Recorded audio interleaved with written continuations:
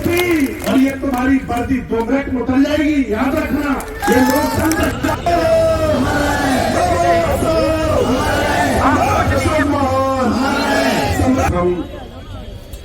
महाभेषज गुरु तथागत बुद्ध हक वंचित असहाय कमजोर बहुजन समाज में जन्मे सभी संतों गुरुओं महापुरुषों को नमन करता हुआ हम सबके मसीहा संविधान निर्माता बाबा साहब डॉक्टर अंबेडकर तथागत बुद्ध की विचारधारा को पूरे भारत में पूरी दुनिया में ले जाने वाले सभी उन साहसी त्यागी परिश्रमी शीलवान बलवान लोगों को नमन करता हुआ आज इस आंदोलन की मंच पर सभी बौद्ध भिक्षुओं को भी, जो सीनियर है उनको बंदानी, जो जूनियर है वो हमें खुद करेंगे। और आज इस मानवीय भवन में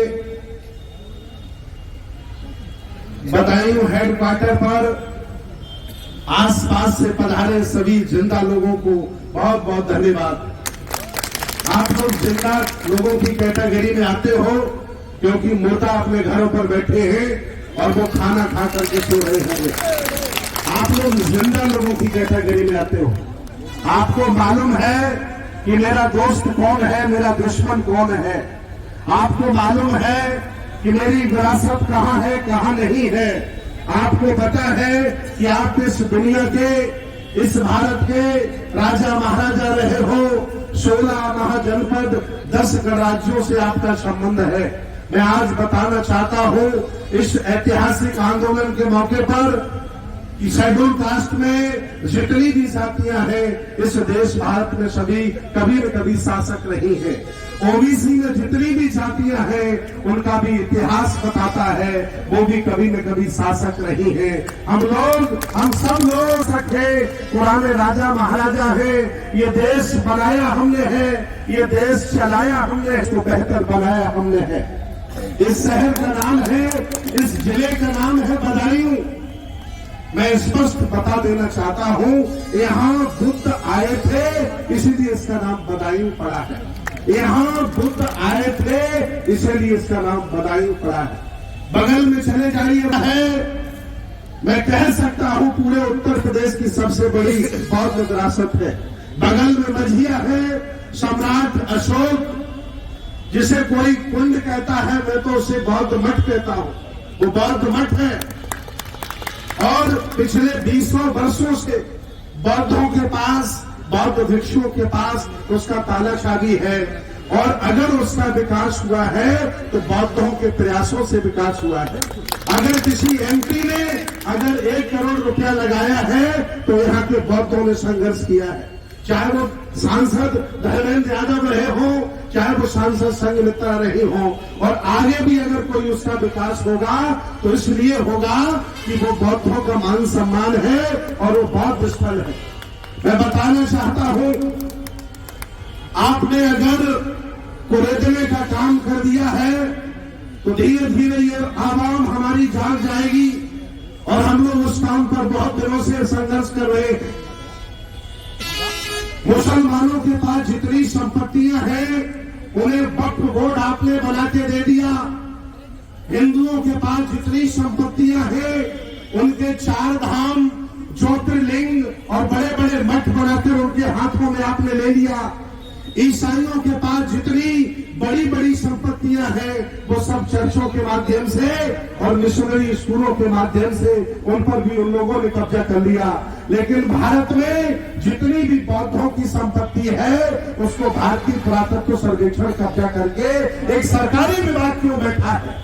अगर सबके पास सबको सारी संपत्तियां दे दी गई तो ये भारत सरकार कब प्राचीन बौद्ध विरासत बोर्ड बनाकर उसका मालिक बौद्धों को बनाएगी और या फिर कब तक मूर्ख बनाएगी। यह सभी पढ़े लिखे लोग भगवान बुद्ध की विचारधारा को जंगल तक पहुंचाने वाले लोग आए हैं। सतिया है, सबने कब्जा कर लिया है, लेकिन हमारी संपत्तियों पर भारतीय पुरातत्व सर्वेक्षण का कब्जा क्यों है। आज मैं आपको बताना चाहता हूं, पूरे भारत में वन विभाग से भी ज्यादा संपत्ति, सिंचाई विभाग से भी ज्यादा संपत्ति भारतीय पुरातत्व सर्वेक्षण के पास है। और उसके पास जो 99% संपत्ति है वो सब बौद्धों की संपत्ति है, आपकी संपत्ति है, जिस पर आपका मालिकाना हक है। लेकिन आपके कमजोर, बुज़दिल, नालायक और अज्ञानी होने की वजह से इन पढ़े लिखे लोगों ने गेम किया है, चालाकी की है, आपकी सारी विरासतों पर बलात् कब्जा कर लिया है।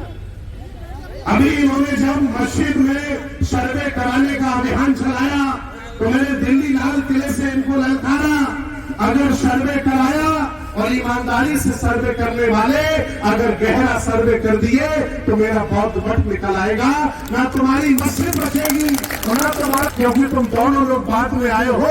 पहले यहाँ के राजा महाराजा हम बौद्ध हम यहाँ के, ये धरती हमारी है। 2500 वर्ष पहले यहाँ हम लोग आए, हम लोगों ने संस्कृति का विस्तार किया। 1400 वर्ष पहले इस्लाम आया और हिंदू धर्म की तो उम्र 1000 साल। भारतीय इतिहास उठा के देख लीजिए, तमाम डीएमएसएसपी मेरी बात सुन रहे होंगे, चुप करके एलआईओ वाले खबर दे रहे होंगे बाबा को कि बदायूं में कुछ हो रहा है। मैं आपको बताना चाहता हूँ, अगर भगवान बुद्ध के महायानी परंपरा को परिवर्तित करके आपने अगर पाली को परिवर्तित करके संस्कृत और हमारे देवी देवताओं को परिवर्तित करके महायानी देवी देवता ने बनाया होता तो कभी भी ब्राह्मण धर्म और हिंदू धर्म यहाँ पैदा ही नहीं होता। हमारे बौद्ध धर्म का बदला हुआ रूप हिंदू धर्म है। असली समानती हम है, असली सनातनी हम है, तुम लोग फर्जी सनातनी हो। अगर हिंदू चिल्ला रहे थे अब तक आप क्यों बंद कर दिया हिंदू हिंदू कहना? क्योंकि सत्याग्रह प्रकाश लोगों ने पढ़ लिया, हिंदू का मतलब लोगों ने जान लिया है। अब ये सनातनी सनातनी चिल्ला रहे हैं। भगवान बुद्ध कहते हैं ऐस धर्मो सनातनो, भगवान बुद्ध का ही धर्म, प्रकृति का धर्म ही सनातन धर्म है। तो असली सनातनी कौन हुआ? हम लोग हुए असली सनातनी। ये फर्जी लोग हैं जिन्होंने साहित्य आपका चुराया, भाषा आपकी चुराई, मठ आपका चुराया, त्योहार आपका चुराया और आपका सब कुछ चुरा करके इन्होंने अपना ब्राह्मण धर्म बना करके। मैं बार बार कहता हूं लोगों से, क्यों भारत को हिंदू राष्ट्र बनाना चाहते हो? अगर बनाना है तो भारत के सभी लोगों को ब्राह्मण बना दो ना, मैं बनने के लिए तैयार हूं। बनाओ सबको ब्राह्मण, बनाओ सबको एगो पवित्र जनेऊ पहनाओ, बनाओ सबको ब्राह्मण। क्यों सबको हिंदू बनाना चाहते हो? क्योंकि हिंदू बनाकर ब्राह्मण क्षत्रिय वैश्य शूद्र और सेवा करवाना चाहते हो, आप गुलामी करवाना चाहते हो। अब बाबा साहेब का साहित्य घर घर चला गया है, बुद्ध घर घर चले गए हैं। मैं धन्यवाद दूंगा अमेरिका का, व्हाट्सएप, फेसबुक, ट्विटर घर घर चला गया है। मेरी आवाम जाग गई है, वो जान गई है कि असली मालिक हम है, यह देश हमारा है, ये चोर है, लुटेरे हैं, इन्होंने चोरी की है। आज नहीं कल अगर हम सब कामयाब हो गए इस 100 करोड़ की आबादी को समझाने में तो आपको वक्त नहीं लगेगा यहाँ से झूला उठा के भागने का। अभी भी मान जाओ, आप पार की लड़ाई लड़ो मत हमसे, अभी भी यहाँ रोटियां खाते रहो, पड़े रहो। लेकिन जिस दिन यहाँ 100 करोड़ की आबादी जाग गई, इस देश से भागने में आपको वक्त नहीं लगेगा। वो जानते, वो धीरे धीरे जानने लगे हैं कि असली राजा कौन है, असली शासक कौन है, ये देश किसका है, ये संस्कृति किसकी है, ये भारत किसका है, ये हमारा है, बौद्धों का है। अगर हिम्मत है तो मैं चलता हूं अभी मजिया, भेज दीजिए कप्तान को। अगर औकात हो कप्तान की तो बनते सुमित्रतन को बिहार से निकाल के दिखा दे। कमजोर, पढ़े लिखे कम तो हिचूत है और आपने लाठी डंडा दिखाकर उन्हें बिहार से बाहर निकाल दिया। अगर है इनकी माने दूध कराया तो चलो हम चलते हैं अभी, उसी को तो बिहार में देखो। हमारा संपत्ति है, ये मठ मेरा है, ये देश मेरा है और तुमने छीना है। हम लोगों को जितना समझाने में कामयाब हो गए कि तुम यहाँ के राजा महाराजा हो, इनकी औकात नहीं है कि कभी भी हमारे हक वंचित असहाय कमजोर लोगों को ये सताने का काम करें और कब्जा करने का काम करें। ये मामला अब धीरे धीरे बढ़ रहा है। मैंने कल हाई कोर्ट के वकीलों से बात की है। मैंने कहा बदायूं के एसपी को क्रिमिनल केस में लगाऊंगा और मुकदमा में ठोकूंगा। ये मामला बढ़ेगा, मैं हाई कोर्ट भी जा चुका हूँ, सुप्रीम कोर्ट भी जा चुका हूँ, और इन जालिमों ने सुप्रीम कोर्ट में 1 लाख का जुर्माना भी मेरे ऊपर लगाया है। मैं हाई कोर्ट अब जा रहा हूँ, यहाँ के डीएम को, एसएसपी को, दरोगा को, सीओ को पार्टी बनाऊंगा, उनके खिलाफ अगर हम लोग ऐसे ही चुप रहे, अगर हम लोग ऐसे ही नालायक बनकर के अपने घरों में बैठे रहे, तो ये तुम्हारे घरों पर भी कब्जा कर लेंगे, देख लेना। इसलिए ये इनका एग्जामिनेशन है, ये चेक आपको कर रहे हैं कि कितनी जान तुम में जिंदा है। और ये पता चल गया है कि बदायूं में लाखों लोग जिंदा है, अभी मरे नहीं।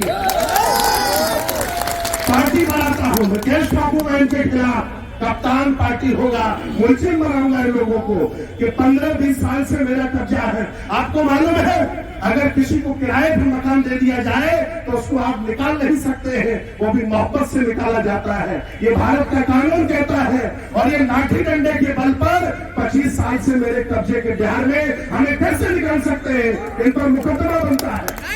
और अगर हाई कोर्ट नहीं मानेगा तो हम सुप्रीम कोर्ट जाएंगे। मेरी एडवोकेट महमूद प्राचा से बात हुई, एडवोकेट भानु प्रकाश से बात हुई, मैंने बड़े बड़े वकीलों से बात की है। हाई कोर्ट, सुप्रीम कोर्ट में जज भी हमारे उपासक है। कहा कि आओ घंटे जी बदायूं का केस हम सुप्रीम कोर्ट में मुद्दा बनाते हैं और इनके खिलाफ क्रिमिनल केस लगाते हैं।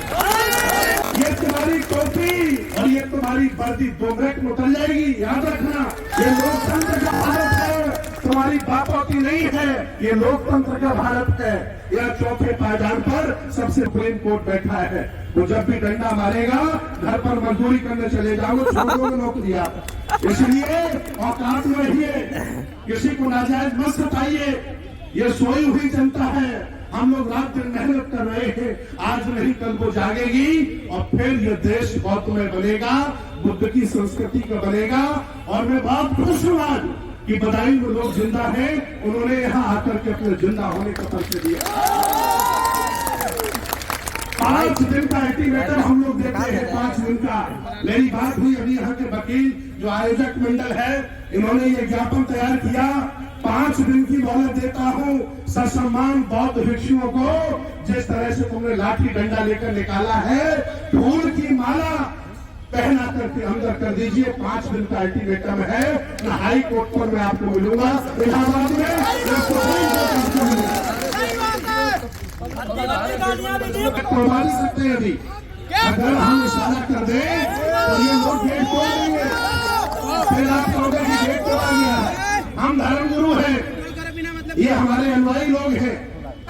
सम्राट अशोक का बुद्ध विहार नहीं है। ये लोग अपने मंदिर ढूंढ रहे हैं, ये लोग अपनी मस्जिदें ढूंढ रहे हैं। मैं आप लोगों से पूछता हूँ कि सम्राट अशोक ने 84,000 बुद्ध विहार बनाए, वो कहाँ गए? कोई बताएगा? 84,000 बुद्ध विहार भगवान बाबा साहब सम्राट अशोक ने जो बनवाए थे, कहाँ है? उन सभी पर कब्जा कर लिया। मेरे भाइयों, मेरे उपासकों, मैं आपको बताता हूँ, ये तिरुपति बालाजी, ये बद्रीनाथ, केदारनाथ, अयोध्या थे, इन पर इन लोगों ने बलात् कब्जा कर लिया है। इसलिए कर लिया है कि तुम अनुयायी उनके खाने पीने के चक्कर में पड़े हो, भूल गए हो दोस्त उसूल कौन है तुम्हारा। इतनी बड़ी संस्कृति, इतना बड़ा दर्शन, इतना बड़ा साम्राज्य, सम्राट महापद्मनंद से लेकर और सम्राट हर्षवर्धन तक, यहाँ 1250 साल बुद्ध की संस्कृति का शासन रहा। 84,000 सम्राट अशोक ने बुद्ध विहार बनवाए, कहाँ है? धीरे धीरे जनता जानने लगी है। और मैं आह्वान किया था, हमने जब अयोध्या का केस किया उस समय आह्वान किया था कि तुमने एक मेरा साकेत छीन लिया है, अब हम लोग लाखों साकेत में बदला लेंगे और आज नहीं तो कल अपने लोगों को जगाकर इस देश भारत का प्रधानमंत्री तक बनवाएंगे, तब जाकर के हम समझाएंगे कि ये देश मेरा है। और आज मैं सभी लोगों का बहुत बहुत आह्वान करता हूँ, जितने भी यहाँ पर सामाजिक लोग आए, धार्मिक लोग आए, संगठन चलाने वाले लोग आए और राजनीति करने वाले लोग आए, सबका बहुत बहुत धन्यवाद। क्योंकि ये राजनीतिक मुद्दा नहीं है, ये मान सम्मान की लड़ाई है। और जो यहाँ दिखाई नहीं देगा वो आगे चल करके हमारे वोट भी हमसे नहीं ले सकता है। आप लोगों ने ही इन लोगों को इतना पावरफुल बनाया है। न याद करिए 2 MLA ये नहीं जिता पाते थे और आज पूरे देश पर कब्जा कर रहे हैं क्योंकि आप लोग इनकी मीठी मीठी बातों में आ गए थे। आप लोग फंस गए थे इनके माया जाल में कि ये बहुत अच्छा बोलते हैं, बहुत बढ़िया बोलते हैं, अच्छे दिन कभी आएंगे, देख लो बधाई वाले अच्छे दिन आ गए हैं। इसलिए इन चालबाज मकानों झूठों के चक्कर में मत पड़िए। कुछ हमारे लोग भी झूठ बोल करके राजनीति करना चाहते हैं। झूठ बोल करके राजनीति करने का परिणाम यही होता है कि वो घर मकान दुकान छीनते हैं और हमें पैदल कर देते हैं। इसलिए तमाम नेता है यहाँ जिन्होंने आपके वोट से एमपी एमएलए बनने का काम किया, अगर आज वो हमारी विरासत की लड़ाई में साथ नहीं देंगे तो ये बदायूं की जनता उनको कभी वोट नहीं देगी। 6 की 6 विधानसभा हारेंगे, पूरा प्रदेश हारेंगे, पत्ता साफ कर दोगे, करोगे कि नहीं करोगे? सम्मान से बढ़ के कुछ नहीं होता मेरे भाइयों। इसलिए आज हम बहुत भिक्षु हैं, हम लोग दया करुणा सीट पर चलने वाले हैं और जब कोई ज्यादा ही हमें सताएगा तो हम भी खाना खाते हैं, हमें भी जज्बात आते हैं। हम भी उसी खानदान के लोग हैं जो पहले देश पर शासन कर गए। हम लोग ऐसे आसानी से डरेंगे नहीं, झुकेंगे नहीं। एक बार फिर निवेदन करेंगे कि हम लोग हिंसा का साथ नहीं लेंगे।